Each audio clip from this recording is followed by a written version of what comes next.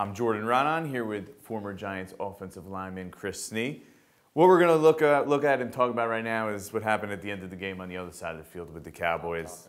Yeah, this is in their division. We're watching the Cowboys sort of implode. Greg Hardy, we see him here, get into it with Des Bryant, also got into it with the special teams coach. Right. What's going on here? How irregular is this? And is it normal for him to go up to other positional groups and sort of give his input? Leader of men, this is, by the way. I'm not going to say he's a leader of men. You know, his Jerry Jones's words. His off-the-field issues are well documented. So but I will say that the arguments on the sideline happen.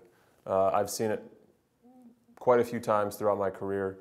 You know, I don't think I've ever really extended this long, but I mean, I've had instances where early on in my career, Jeremy Shockey would come over and kind of berate our offensive line for not performing well, and then, you know, a few of the older linemen got up and, you know. Does it ever go over well when that happens? You know, it's one of those things where it happens during the game, and then in the locker room, you address it, you squash it, and you move on. And in this, you have to question, though, if it happened in this Dallas situation. If it doesn't happen, then you should be concerned.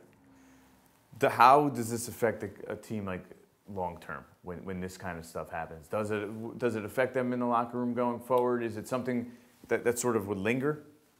Ever? Like I said, if it goes unaddressed, then as a coach, I would be concerned. However, in all the locker rooms I was a part of, I would make, you know, it would always be addressed and squashed, and then there would be no concern moving forward. It would serve as motivation. Is there any one argument that sort of pops out in your mind that you remember, or guys that sort of really getting into it on the sideline during your Giants career?